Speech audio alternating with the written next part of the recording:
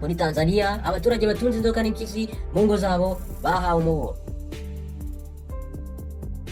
Urwego rushinzwe imicungire y'inyamaswa byo mu gasozi muri Tanzania, urwo rwego rukaba rwitwa TAWA, rwaburiye abaturage batunze inyamaswa zo mu gasozi mu ngo zabo batabifitiye uruhushya ko bashobora guhura n'ibihano birimo amande cyangwa igifungo. Iri burira ryatanzwe nyuma y'uko hagaragaye amashusho ku mbuga nkoranyambaga agaragaza abantu batunze inyamaswa zo mu gasozi zirimo inzoka nini n'impyisi n'aho ari amatungo asanzwe yo mu rugo. TAWA ivuga ko gutunga inyamaswa zo mu gasozi bisaba uruhushya rwihariye kandi ko abazifata cyangwa bakazigumana mu ngo zabo batabifitiye uburenganzira baba bakoze icyaha gihanwa n'amategeko.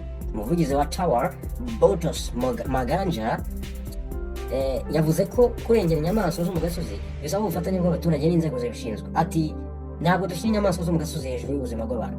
Maganja yasobanuye ko inzego zibishinzwe zishobora gufata ingamba zikomeye ku nyamaswa igaragaye ko ibangamiye ubuzima bw'abantu, ariko bitavuze ko abaturage bemerewe kwica cyangwa gufata inyamaswa igihe cyose bahuye nazo. Yasabye abaturage kujya batanga amakuru ku nzego zibishinzwe kubungabunga inyamaswa aho kugerageza kuzifata no kuzigirira nabi. TAWA yavuze ko inyamaswa zo mu gasozi zigira uruhare rukomeye mu bukungu bwa Tanzania, cyane cyane binyuze mu bukerarugendo bwo kureba inyamaswa, guhinga byemewe n'amategeko ndetse na gahunda zo kubungabunga urusobe rw'ibinyabuzima zishingiye ku bufatanye n'abaturage. TAWA yavuze ko ibi bireba inyamaswa ubwazo, imirambo yazo, amahembe, impu, amenyo, amagufa ndetse n'ibindi bice by'inyamaswa bifatwa nk'ibicuruzwa by'ubutunzi. Yongeye ko abantu batunze inyamaswa nk'inzoka cyangwa ingona mu buryo bwemewe n'amategeko harimo ahantu hagenewe nka Snake Park i Arusha, aho zibungabungwa hagamijwe ubukerarugendo, uburezi n'ibindi bikorwa byemewe.